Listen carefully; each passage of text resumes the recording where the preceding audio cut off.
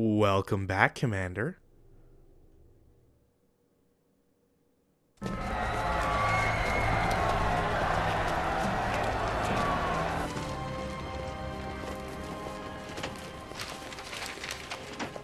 Premier is gone. Yes, the coward has already fled. The USSR is at death's door, comrade. Which is why we must hurry.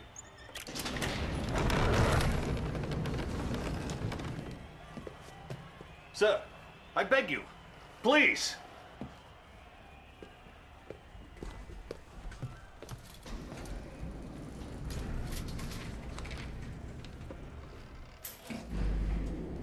What is this? Some sort of escape route? No, sir. 12 months ago, I was put in charge of a top-secret project. Whatever it is too late. With respect, General, you are wrong. Please.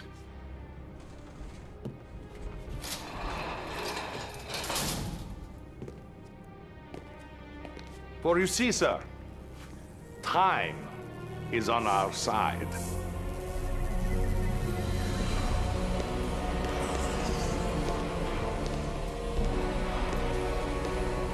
No. It isn't ready. It hasn't been tested. We don't even know if it works. If what works? My time machine. Prepare these coordinates. No. Please. Please. Now! Sir. No. No, please. No. Please, honey. Get in! All right. You cannot be serious. Come, Comrade General. A new world order awaits. Come!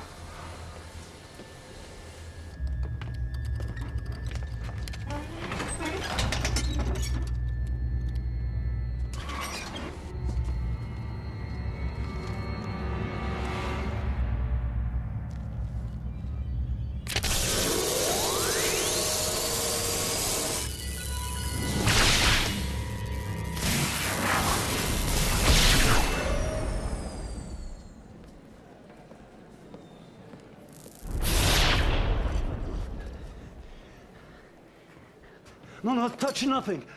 We mustn't do anything to disrupt space-time continuum. Where are we? Brussels, 1927. 1927. The Solvay International Physics Conference. Is that Einstein? Yes, Doctor. The man most responsible for our enemy's technological superiority. The man who made them invincible. What do you plan to do? Gentlemen? Doctor!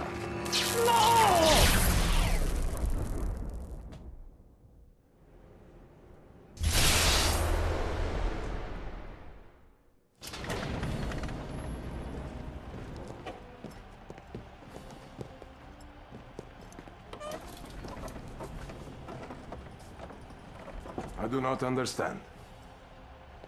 We have altered the past and changed the present. Ah, good to see you, sir. I have the reports from the front that you requested. Thank you. What do you have for me? I'm sorry, Comrade General. I meant Premier Cherdenko. Sir, the Allies are on the run soon. Western Europe will be ours. You hear that, General? Our enemies have been defeated. Hold on, sir. I'm receiving an emergency transmission from our northern base. They're attacking! There are too many! We have to evacuate! Who is attacking? The Imperial war machine has been unleashed. Do not struggle against what is inevitable. All who stand in the way of our divine destiny will be swept away by the march of history. You will bow before us, or you will cease to exist. Sir, It appears that the Empire has mounted a full-scale assault. What empire? The Empire of the Rising Sun, of course. We now have two mortal enemies? We must unleash our nuclear weapons. Annihilate them all. Excuse me, General? Our nuclear weapons? Our atomic bombs? Don't you understand? Without Einstein, there is no nuclear weapons because we have altered the space-time continuum. Oh, who knows what nightmares we have created.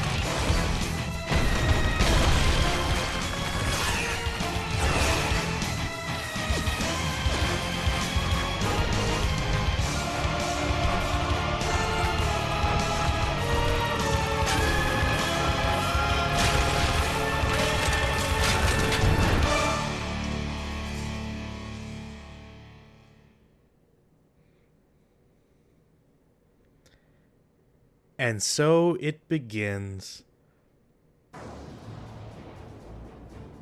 Unfortunately, or perhaps fortunately for me, this is the first time I'm playing this. Wink, wink. You see, after having deleted this and installed it a couple times, and also it recently getting re-released in very heavy quotation marks on Steam, I figured I'll just get the Steam version. It's cheap, and it's more accessible, especially ever since EA's Origin kind of kicked the bucket.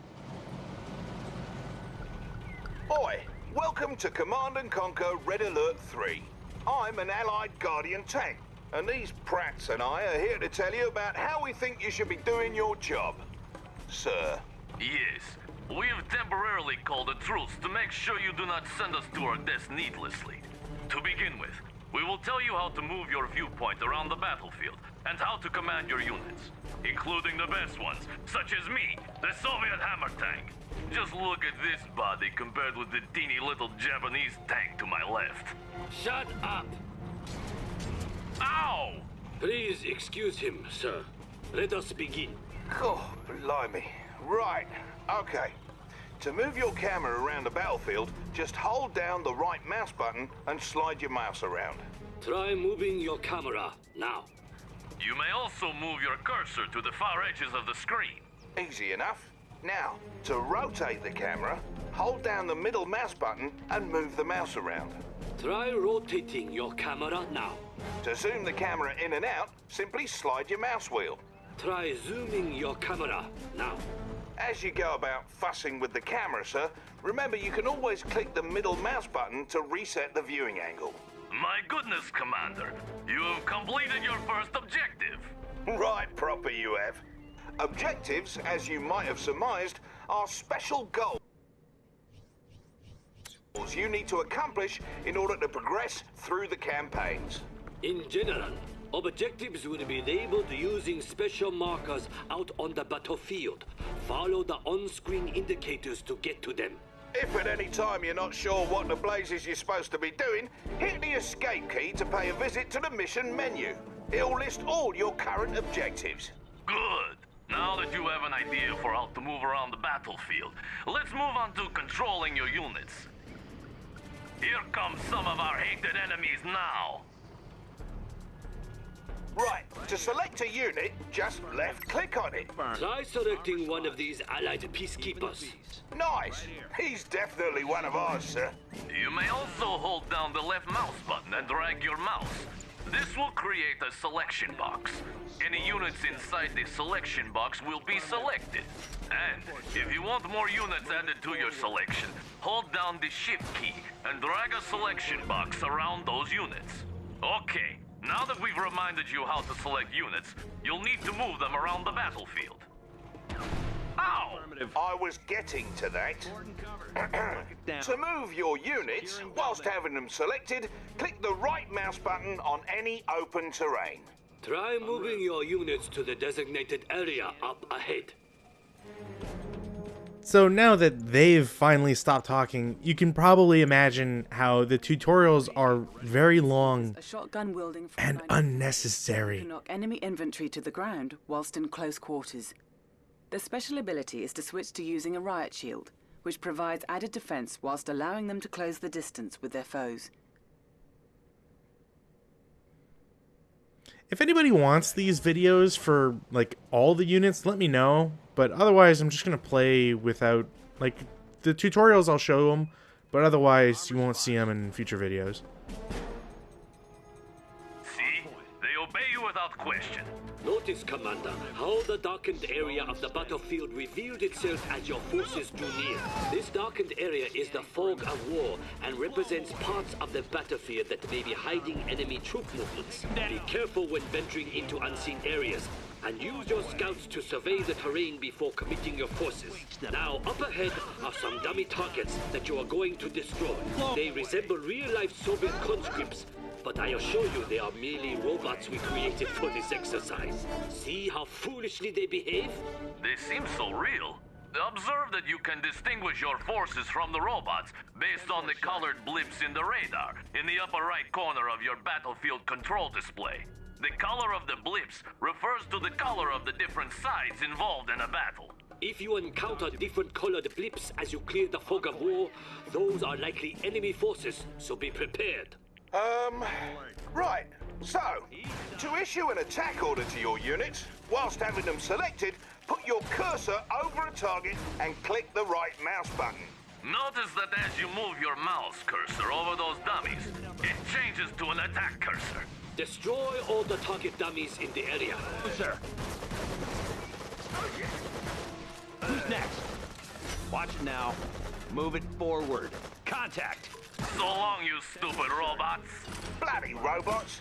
Now, in addition to issuing attack commands on specific targets, you can have your units move and attack any enemies along the way. To issue an attack move command, while having your unit selected, just press the A key and right-click on any open terrain. You can issue attack move orders on the radar as well. Now look there.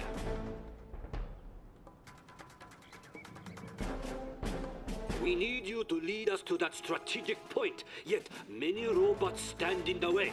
If you please, issue an attack move order to strategic point. You have the command. Lead us to victory! Board and cover. I honestly felt I was being trolled when I was asked by several people to actually start doing Red Alert content again. Because, oh boy, not sped up, you can add an hour to this video. So, you're welcome. I've got your number. The tutorials really try to do too much. And I hope that this, like, proves that. Now that's a fine job you did there, Commander. You now know how to move around the battlefield, as well as how to make your forces shoot their enemies dead. Indeed. We suggest you move on to the next lesson on building a military base for further instruction on properly commanding an army. See you there.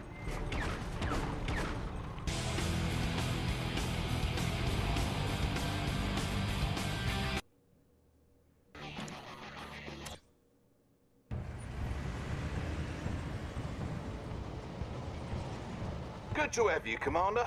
In this mission, we'll be reminding you all about constructing a base for each of the factions. We'll start with the Allies for obvious reasons. First things first, though. On the right side of the screen is the sidebar. which is where you manage all your base construction and unit production. Mobile construction vehicles are amphibious mobile HQs. Though unarmed, they are the focal point of Allied military operations. They can unpack into construction yards which build all Allied structures. Do whatever it takes to protect these facilities. Here we have... So, yeah, a lot of this stuff is going to get fast-forwarded, especially if it's not a cutscene and not super important. The videos that you get, the helpful videos, sometimes are just better. They're more concise, they provide more information, it's more geared towards what you're looking at. It's very strange that they wanted to add these 3 guys to handhold you. Suggest a power plant provides your base with power. All your structures, with the exception of your power plant and construction yard, use power. You can tell how much power you've got to spare by glancing at the power meter next to your radar. It's important to understand the consequences of a low power situation.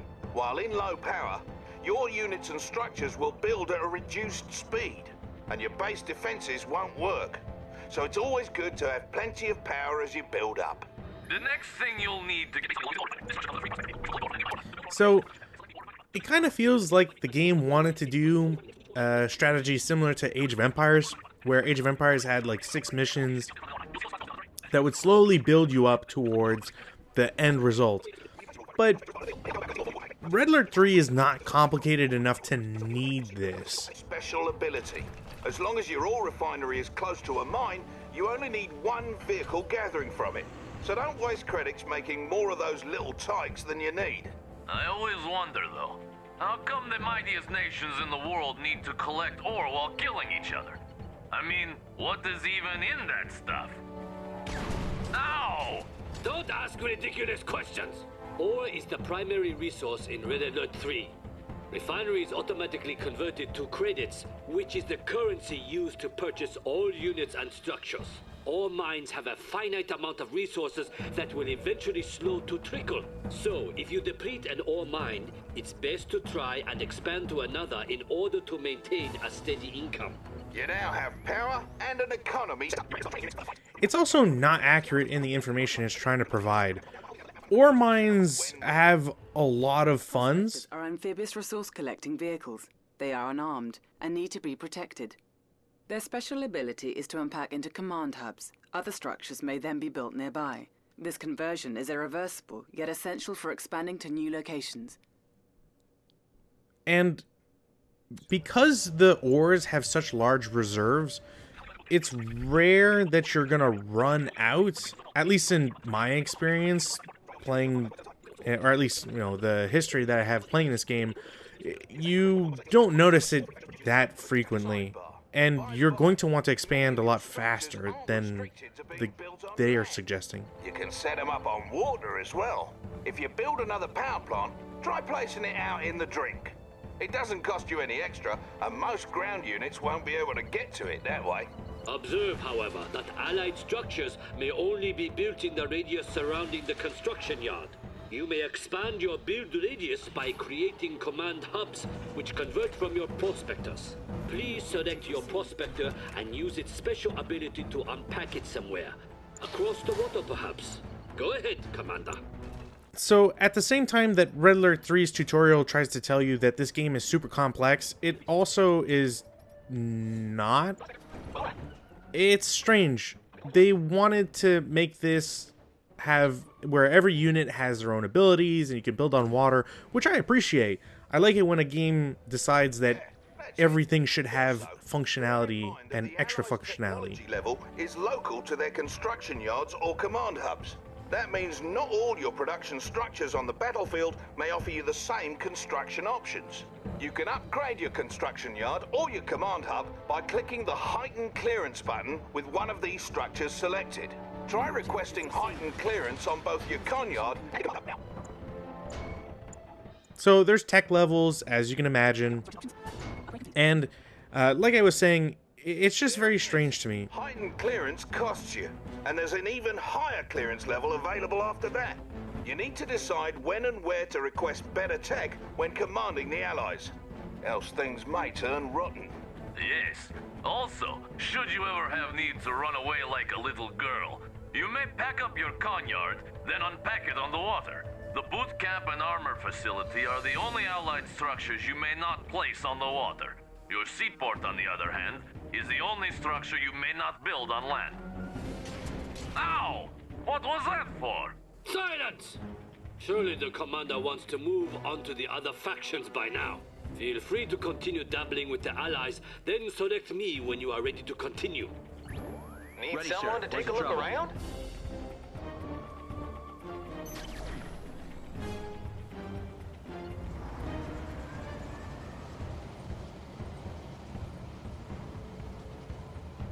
This monstrosity is the Soviet construction yard. You will see that the Soviets build differently from the Allies. Select the construction yard or the production... So, whereas the Allies have to fully build their building or fully pay for their building before they can place it, the Soviets place their building and pay for it while it's on the map, and the Japanese are different entirely, which we'll get to.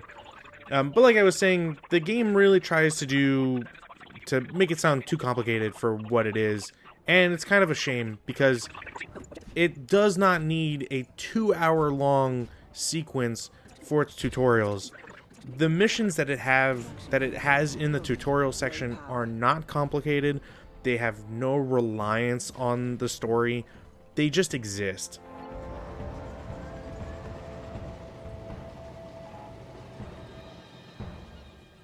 At last! Let us continue, Commander, for this will be worth it.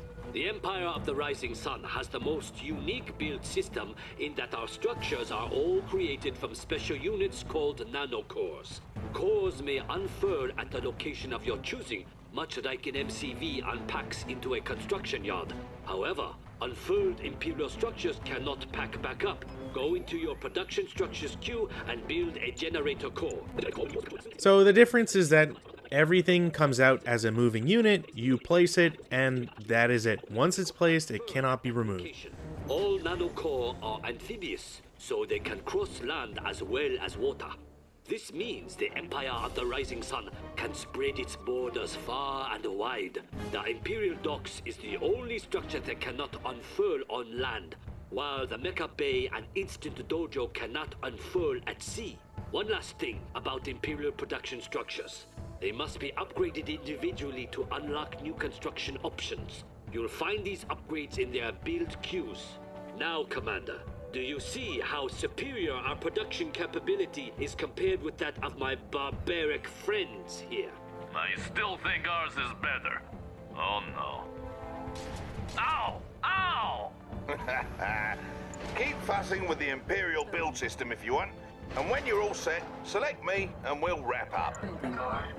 So, just the basics. Are portable structures. They can traverse land or sea, then unfurl into a full-size structure where needed. Because cores can go almost anywhere, this provides Imperial bases with great flexibility. Note that cores cannot pack up once unfurled. I'm sure that it's not a direct, like, one-to-one, but the Allies feel defensive, the Soviets feel aggressive, and the Japanese are that in-between versatility. Well, that concludes the lesson on base building. Don't worry, the other ones will be shorter. Mostly. Let's shove off, lads. Commander, see you then. Ow!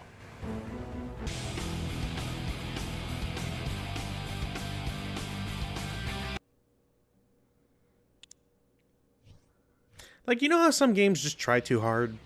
I feel like the tutorials in this is that. Why, hello again, Commander. In this lesson, you're going to get acquainted with your units and some of the abilities that make them unique.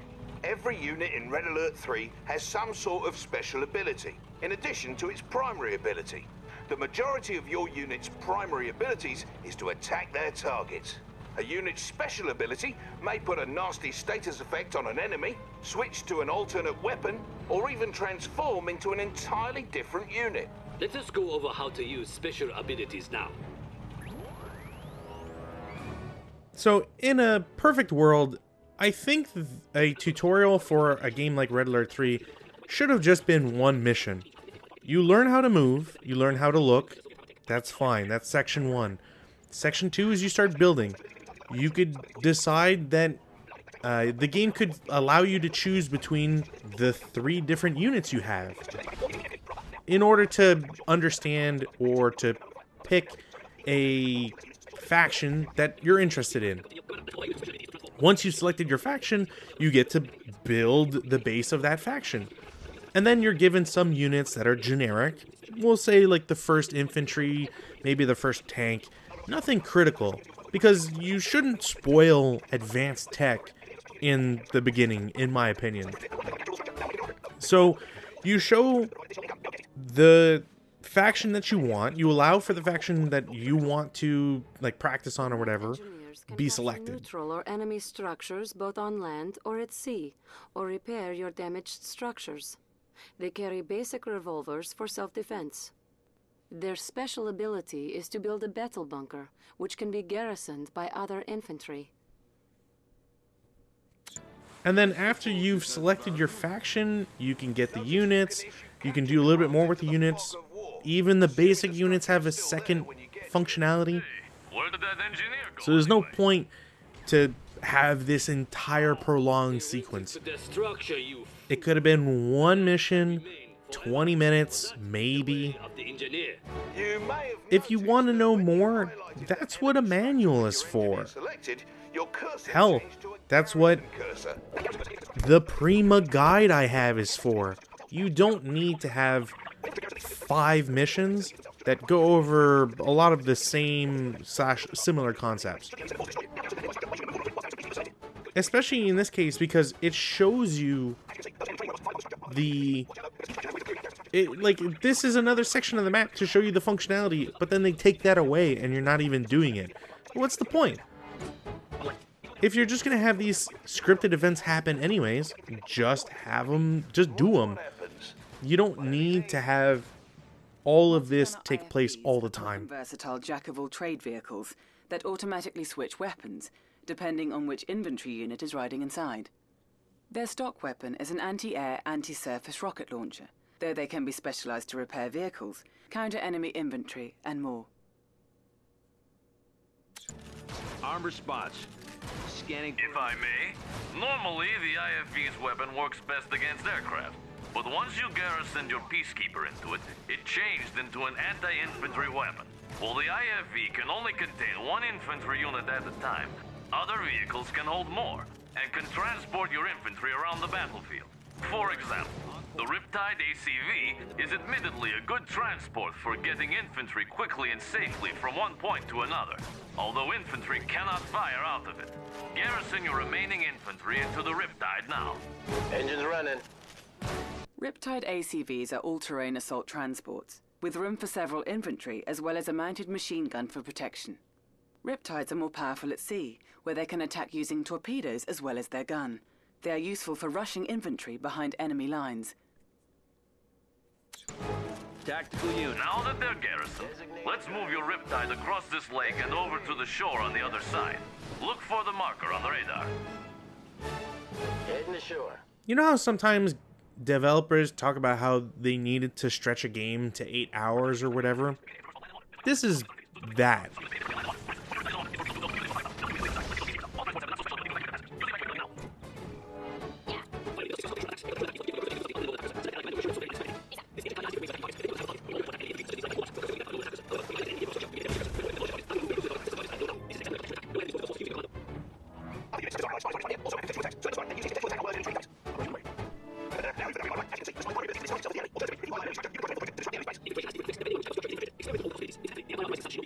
Also, you're really not missing anything. It's just them babbling about and shooting each other and being comic relief over and over again. Yes, I copy. Spies do what you would expect out of a spy. And I'm sure that there's gotta be somebody out there that's never played an RTS where Red Alert 3 was their first game. But really? Like, you don't need, it doesn't need to be this involved.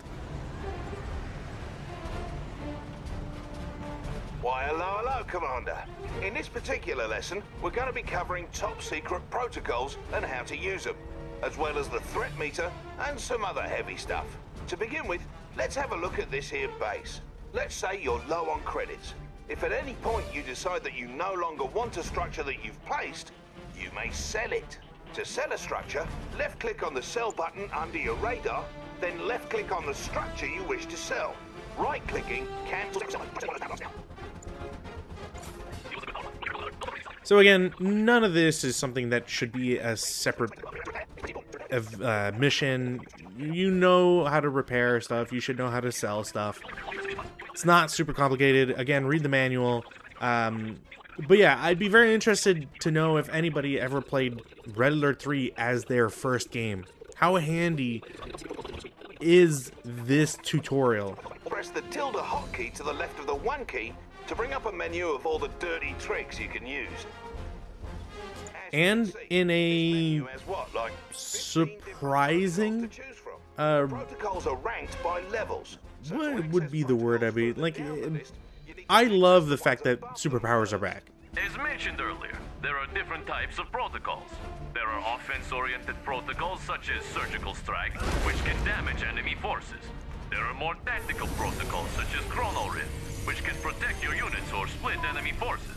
And then there are upgrade protocols that provide passive bonuses, such as Advanced Aeronautics, which toppens up all those weak little allied aircraft.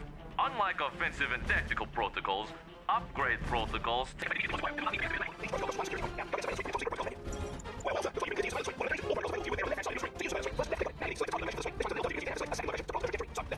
So yeah, every faction has their own bonuses.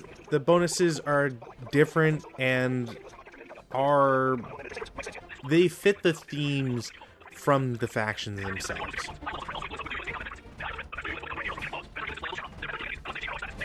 I forget if there's a limit to how many points you can get in order to get more of the superpowers, but ultimately, there's enough variance that you can build out your, power meter however you want, and really go to town. I mean, the game just gave me 10 points, and it's a tutorial, so, maybe that's intended. I clearly am not even paying attention to that.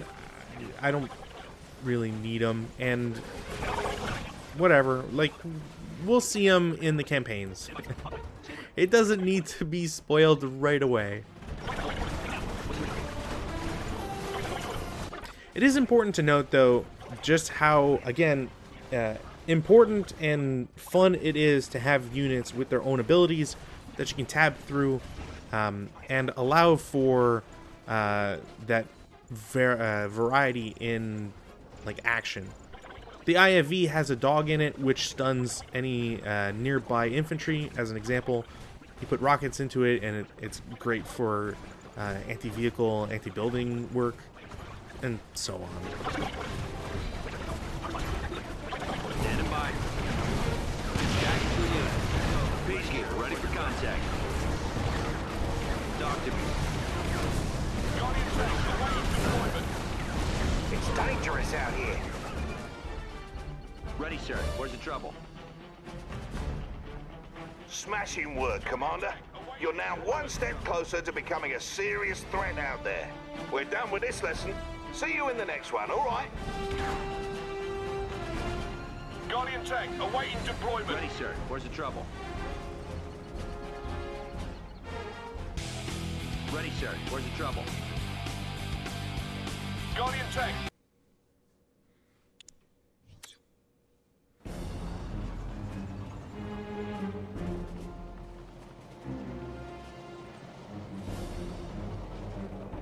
Back for more then, Commander. In this particular lesson, we'll be going over some of the more advanced play mechanics that will separate the men from the boys. From earlier lessons, you should be aware of the Allied spy and some of his capabilities by now. Spies can disguise themselves as enemy units. Only scout units, the Allied attack dog, Soviet warbear, and Imperial burst drone can detect disguised enemy units. Spies and Imperial shinobi can also infiltrate enemy structures. When you infiltrate a structure, it'll impair your enemy's base in various ways. which should give you the upper hand. For example, if you infiltrate that enemy reactor, the entire base will power down for a while. Go ahead and infiltrate the instant generator by right-clicking on it whilst your spy is selected. Like my new look? Let's see what they've got. I'll have a look around. So yeah, advanced tactics, stuff like spies, as well as just like the different modes that you can use with your units.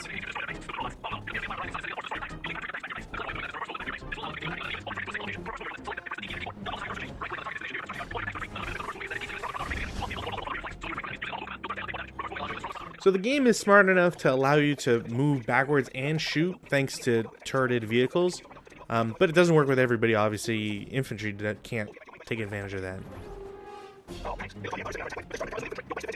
That many of the blighters, I don't think it's going to be enough. So, a good way to dispatch large quantities of infantry is to crush them with vehicles. Not all vehicles can crush infantry, so it's good to familiarize yourself with the ones that can. Small vehicles like your IFVs and Riptides are examples of vehicles that can't crush. On the other hand, larger vehicles like Guardian tanks and assault destroyers can crush a man like so many potato crisps. What's more, some of the largest vehicles in Red Alert 3 are big enough to crush other, smaller vehicles. Anyhow, let's crush those robots. Wait! You may wish to assign your tanks to a control group first. This is an important way of managing your forces. To assign units to a control group, select them, then hold the control key and press a number key. Do this now, please. Good. You may now... Are control groups really something that should be advanced?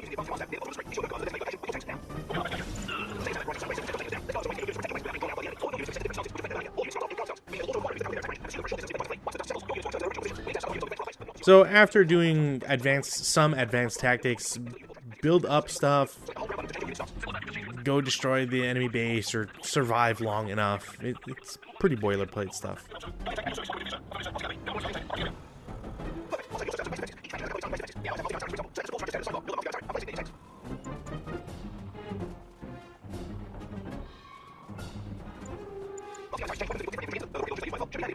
There is something that I can build in this mission, but I don't really know why it exists, and it's something that we're just gonna have to talk about later on.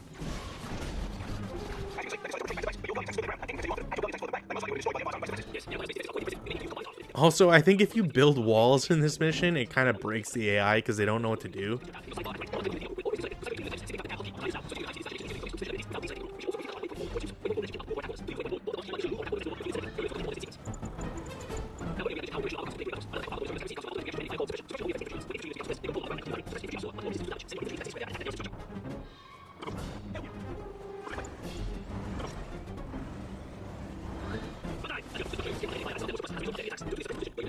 So suppression still exists from prior games.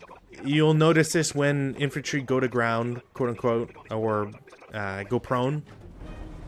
That's when they're suppressed. They take less damage, but obviously they can't move nearly as fast, all that sort of stuff.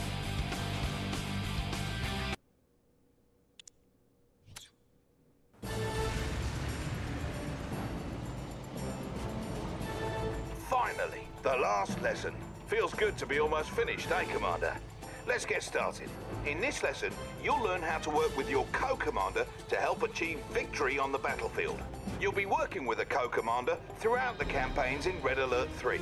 You can fight alongside a friend, or if you don't have any friends, the game will provide one for you.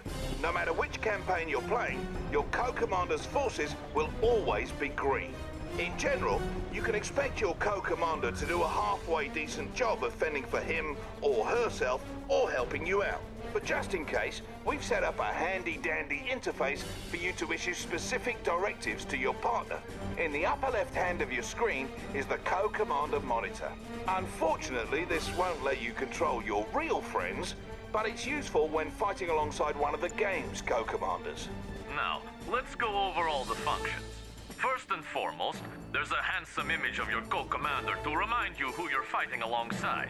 For this tutorial, you'll be fighting...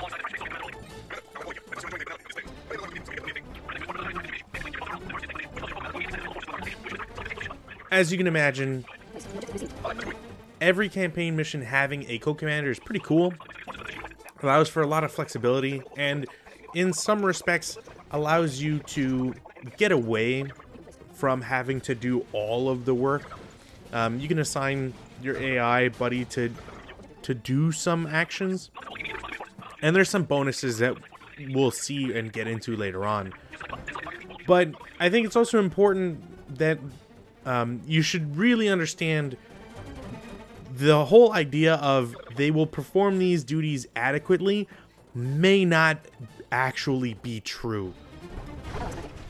And we're gonna see that a lot, unless it got patched since the last time I ever played.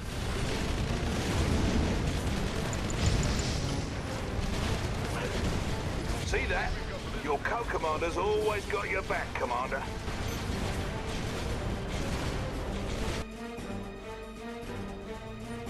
Lastly, let's go over the Keep Command Directive. This one makes your co-commander fend for him or herself, and he or she will always do so by default. Unlike the other directives, this one does not require you to select a target, and may be used to cancel the other directives. To issue this directive, simply select the Keep Command button. Now then, we have one final type of directive to review. Enemy base detected.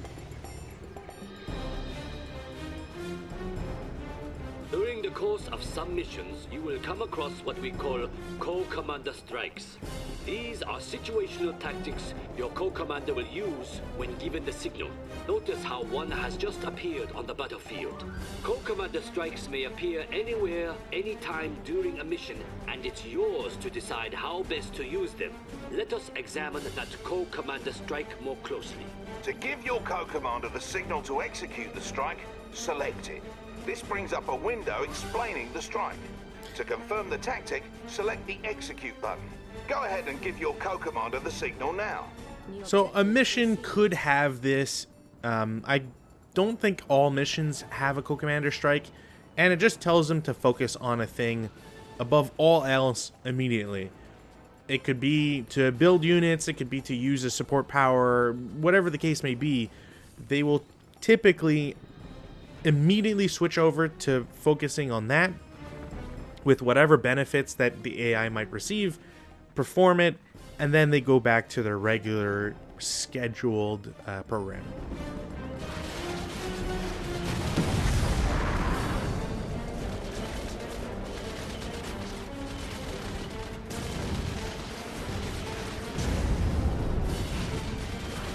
Again, how effective this is up for debate.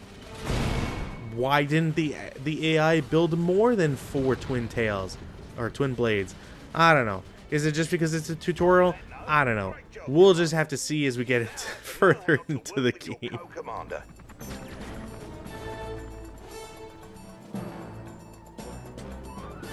As you can see, your co-commander can help you do some of the heavy lifting. Now get out there and knock some heads together. Go on, what are you waiting for? A fancy ending with a sappy montage? As for you boys, the truce is off! Finally, you jerks! Shut up!